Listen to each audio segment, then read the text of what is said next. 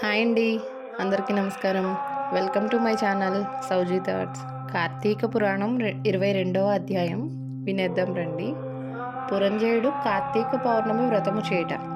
మరలా అత్రి మహాముని అగస్త్యునికిట్లు చెప్పదొడగిను. పురంజయుడు వశిష్ఠుల వారు చెప్పిన ప్రకారం కార్తీక పౌర్ణమి రోజున శుచి అయి దేవాలయమునకు వెళ్ళి శ్రీమన్నారాయణ్ణి షోడశోపచారములతో పూజించి శ్రీహరిని గానము చేసి సాష్టాంగ నమస్కారం చేసి సూర్యోదయం కాగానే నదికి పోయి స్నానమాచరించి తన గృహమును కరిగెను. అట్టి సమయంలో విష్ణు భక్తుడకు ఒక ఉద్ద బ్రాహ్మణుడు మెడనిండా తులసిమాలలు ధరించి పురంజయుని సమీపించి, రాజా, విచారింపకుము. నీవు వెంటనే చెల్లాచెదురయున్న నీ సైన్యమును కూడా తీసుకుని యుద్ధ సన్నద్ధుడై శత్రురాజులతో పోరు సల్పుము.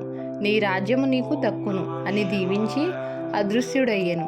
ఇతడెవరో మహానుభావుని వలె ఉన్నాడు అని ఆ వృద్ధుని మాటలు నమ్మి యుద్ధ సన్నద్ధుడై శత్రురాజులతో ఘోరంగా పోరాడాను. దెబ్బతిని క్రోధంతో ఉన్న పురంజయుని సైన్యము ధాటికి శత్రురాజుల సైన్యము నిలవలేకపోయినవి. అదీనుగాక శ్రీమన్నారాయణుడు పురంజయుని విజయానికి అన్ని విధములా సహాయపడెను. అంతయు శ్రీమన్నారాయణుని మహిమయే గదా. ఆ యుద్ధంలో కాంభోజాది భూపాలురు ఓడిపోయి పురంజయ రక్షింపుము రక్షింపమని కేకలు వేయుచూ పారిపోయిరి. పురంజయుడు విజయం పొంది తన రాజ్యమును తిరిగి సంపాదించెను. శ్రీమన్నారాయణుని కటాక్షమునకు పాత్రులైన వారికి శత్రుభయం కలుగుతుందా? విషం త్రాగినను అమృతమే అగును. ప్రహ్లాదునకు తండ్రి విషాన్ని ఇవ్వగా శ్రీహరి అని ప్రార్థించి త్రాగగా అమృతమైనది కదా. శ్రీహరి కటాక్షం వలన సూర్యచంద్రులు ఉన్నంత వరకును ధ్రువుడు చిరంజీవియే కదా. హరినామస్మరణ చేసిన వారికి శత్రువు మిత్రుడగును. అధర్మము ధర్మముగా మారును. దైవానుగ్రహం లేని వారికే ధర్మమే అధర్మమగును. త్రాడు పామై కరుషును. కార్తీక మాసమంతయు నది స్నానం అనరించి దేవాలయంలో జ్యోతిని వెలిగించి దీపారాధన చేసినచో సర్వ విపత్తులను పటాపంచలగును. అన్ని సౌఖ్యములు సమకూరును. విష్ణుభక్తి కలిగి శ్రద్ధతో ఆ వ్రతమాచరించు వారికి ఏ జాతి వారికైనా పుణ్యము సమానమే. బ్రాహ్మణ జన్మమెత్తి సకల శాస్త్రములు చదివి కూడా విష్ణుభక్తి శూన్యమైనచో శూద్రకులముతో సమానమగును. వేదాధ్యయనమొనరించి దైవభక్తి కలవాడై కార్తీక వ్రతానుష్ఠాన తత్పరుషుడైన వైష్ణవోత్తముని హృదయ పద్మమున భగవంతుడుండును. సంసార సాగరముత్తరించుటకు దైవభక్తియే సాధనం.